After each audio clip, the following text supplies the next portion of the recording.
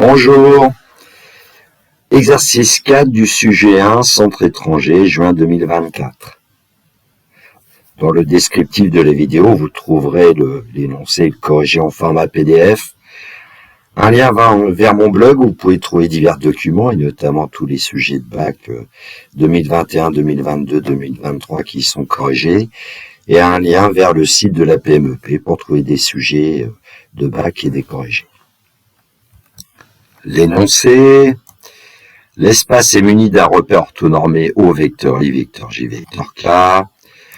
On considère les points A de coordonnées -2, 0, 2, B, -1, 3, 0, C, 1, -1, 2, D, 0, 0, 3. La droite D1, dont une représentation paramétrique est x égale t, y égale 3t, z égale 3 plus 5t, t appartenant à R. La droite D2, dont une représentation paramétrique est x égale 1 plus 3s, y égale -1 moins 5s, z égale 2 moins 6s, s appartenant à grand R. Question 1, démontrer que les points ABC ne sont pas alignés. Question 2a, démontrer que le vecteur n de coordonnées 1, 3, 5 est orthogonal au plan ABC. Petit b, justifier qu'une équation cartésienne du plan ABC est x plus 3y plus 5z moins 8 égale 0. Petit c, en déduire que les points ABCD ne sont pas coplanaires. Question 3, justifier que la droite D1 est la hauteur du tétraèdre ABCD issu de D. On admet que la droite D2 est la hauteur du tétraèdre ABCD issu de C.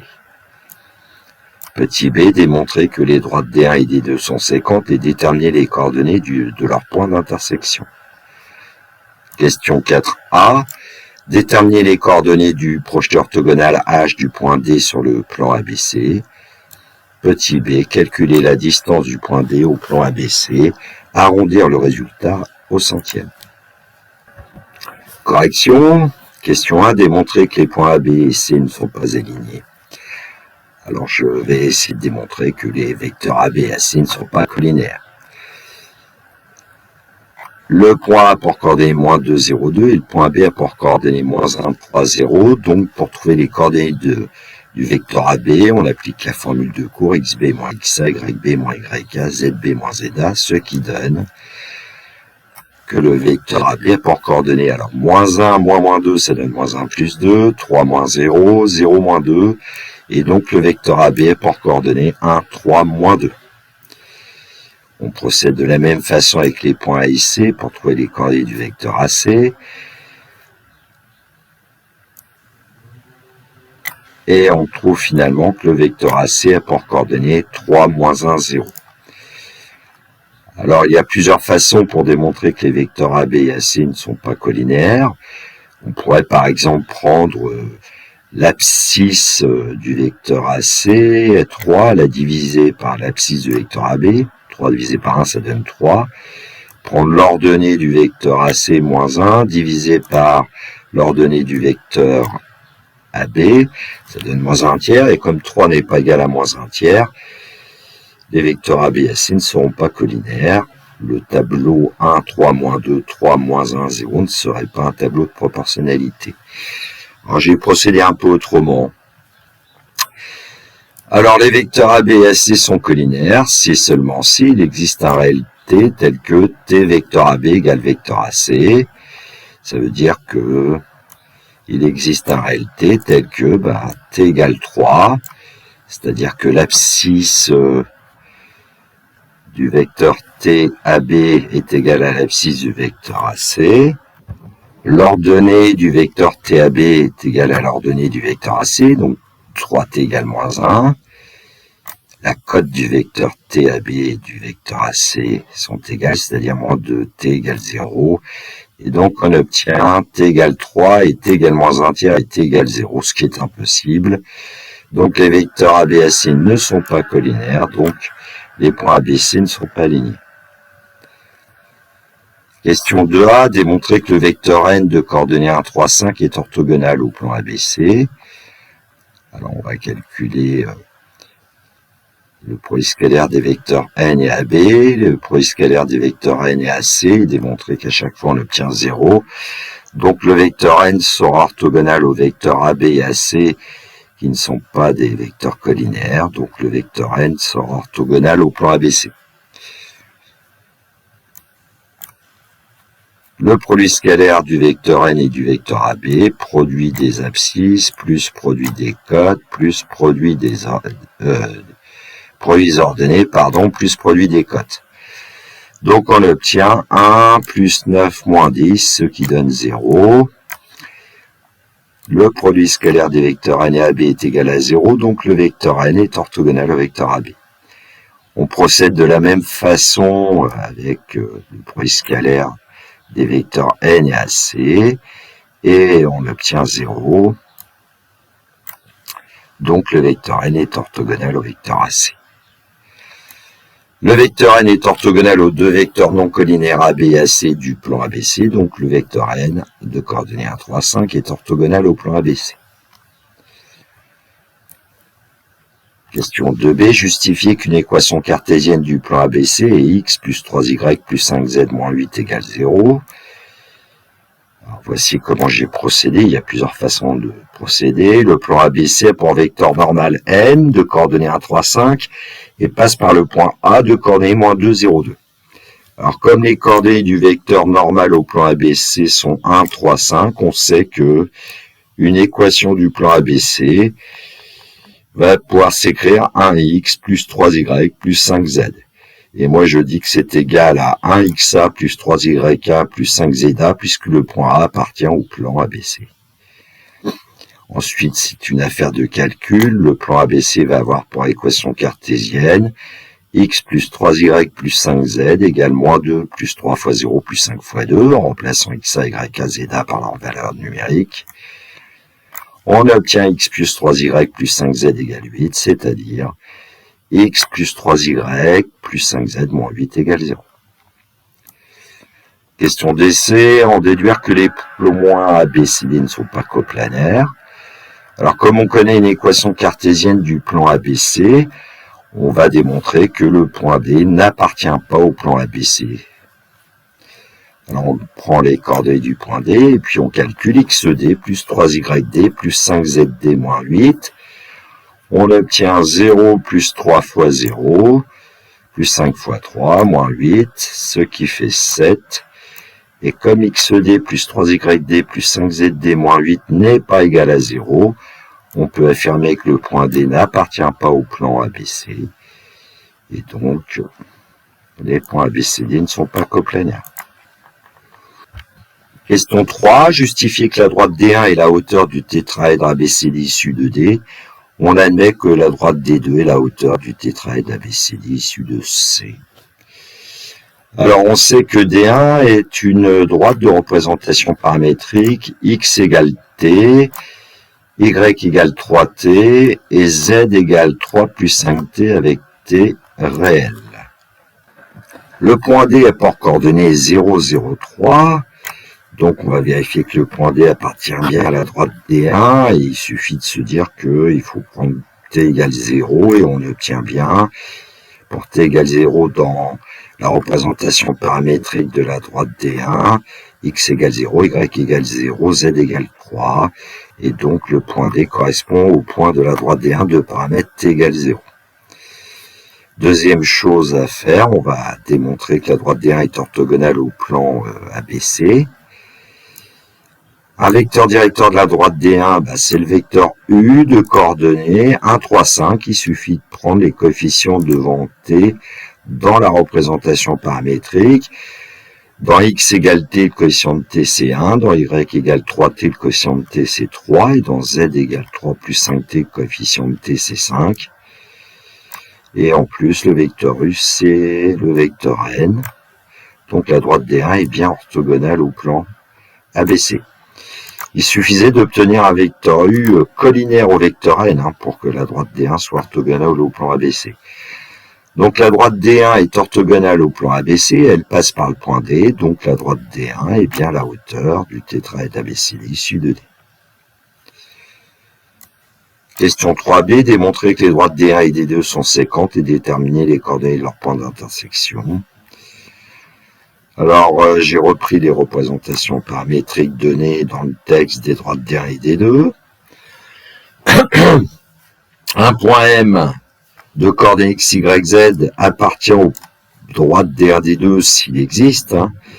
C'est seulement si l'abscisse qu'on voit apparaître dans D1 et l'abscisse qu'on voit apparaître dans D2 sont égales, c'est-à-dire t égale 1 plus 3s.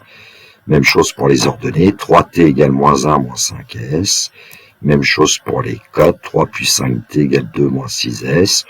Alors j'ai modifié un petit peu en plaçant les inconnus ts dans le premier membre et les constantes dans le deuxième, ce qui donne t moins 3s égale 1, et 3t plus 5s égale moins 1, et 5t plus 6s égale moins 1. Alors, je considère la première équation que j'appelle L1, t moins 3s égale 1. La deuxième équation que j'appelle L2, 3t plus 5s égale moins 1. Et la troisième équation que j'appelle L3, 5t plus 6s égale moins 1. Alors, je vais d'abord résoudre le système constitué des équations L1 et L2. On va trouver une valeur de t et une valeur de s. Puis ensuite, on va regarder si la troisième équation L3 est vérifiée ou pas pour ces valeurs de t et s trouvées. Donc, on résout le système avec L1 et L2. L1, c'est t moins 3s. L2, c'est 3t plus 5s égale moins 1. Et donc, pour pouvoir éliminer, par exemple, petit t, ici, dans L1, petit t a pour coefficient 1. Dans L2, la pour coefficient 3t. Il suffit de faire, par exemple, L2 moins 3L1. Et le nombre t va disparaître. Ensuite, c'est des affaires de calcul. Et on va trouver 14s égale moins 4, c'est-à-dire s égale moins 4 divisé par 14. Autrement dit, s égale moins 2 septièmes. Alors, on pourrait, par exemple, reprendre soit L1, soit L2, remplacer s par moins 2 septièmes, et on calculerait t. J'ai préféré refaire une combinaison linéaire des équations L1 et L2 pour éliminer, en fait, le paramètre s. Alors, le coefficient dans L1 de s, c'est moins 3. Dans L2, c'est 5. Il suffit de faire 5L1 plus 3L2. Les s vont disparaître. On va obtenir 14t égale 2, donc t égale 1 septième. Donc, les droites... Le système constitué des équations L1 et L2 a pour couple solution t égale 1 cinquième, s égale moins 2 septième. Je ne sais plus si j'ai dit t égale 1 septième. Donc, on va regarder si L3 est vérifié. Pour t égale 1 septième et s égale moins 2 septième, on calcule 5t plus 6s. On trouve 5 septièmes moins 12 septièmes, c'est-à-dire moins 1. Et donc, ça veut dire que L3 est vérifié. Par conséquent, les droites D1 et D2 sont séquentes. Maintenant, on va calculer les coordonnées du point d'intersection. Il suffit, par exemple, de prendre t égale 1 septième. Et puis, on calcule x égale t, ça vaut 1 septième. Y égale 3t, ça vaut 3 septièmes. Z égale 3 plus 5t. On fait un calcul, 3 plus 5 septièmes, 21 septièmes plus 5 septièmes, 26 septièmes. Les coordonnées du point d'intersection des droites D1 et D2 sont 1 septième, 3 septièmes, 26 septièmes. Question 4a, déterminer les coordonnées du projeté orthogonal H du point D sur le plan ABC. Alors, en fait, le point H, c'est le point d'intersection de la droite D1 et du plan ABC. Le point H de coordonnées x, y, z appartient à la droite D1, donc on peut dire que x égale t, y égale 3t, z égale 3 plus 5t. Le point H de coordonnées x, y, z appartient au plan ABC, donc on peut dire que x plus 3y plus 5z moins 8 égale 0. Alors pour chercher les coordonnées du point H, on procède toujours de cette façon. On part de l'équation cartésienne du plan. Et on remplace x, y, z en fonction de t, ce qui nous donnera une seule inconnue qui sera t, on va la trouver. X plus 3y plus 5z moins 8 égale 0, donc t plus 3 fois 3t que j'ai écrit 9t, plus 5 fois 3 plus 5t moins 8 égale 0. Ça lui donne 10t plus 15 plus 25t moins 8 égale 0. Donc 35t égale moins 7. Donc on pourrait dire 5t égale moins 1. Donc t égale moins 1 cinquième. On prend donc la valeur du paramètre t et on calcule x, y, z. Pour t égale moins 1 cinquième, x égale t égale moins 1 cinquième, y égale 3t égale moins 3 cinquièmes, et puis z égale 3 plus 5t est égal à 2, puisque ça nous donne 3 moins 1. Le point H a pour coordonnées moins 1 cinquième, moins 3 cinquièmes, 2. Question 4b, calculer la distance du point D au plan ABC. Comme on sait que le point H est le projeté orthogonal du point D sur le plan ABC, on va calculer la distance DH. D a pour coordonnées 0, 0, 3, H a pour coordonnées moins 1 cinquième, moins 3 cinquièmes, 2. Donc on calcule les coordonnées du vecteur DH et on va trouver moins 1 cinquième, moins 3 cinquièmes, moins 1 de manière à peu près immédiate. Pour calculer DH au carré, on sait qu'on prend l'abscisse du vecteur DH au carré, plus l'ordonnée du vecteur DH au carré, plus la cote du vecteur DH au carré. Donc DH carré va être égal à 1 25e, plus 9 25e, plus 1 que j'ai écrit 25 25e, pour trouver que DH carré égale 35 sur 25. Et donc DH, c'est racine carrée de 35 divisé par 5.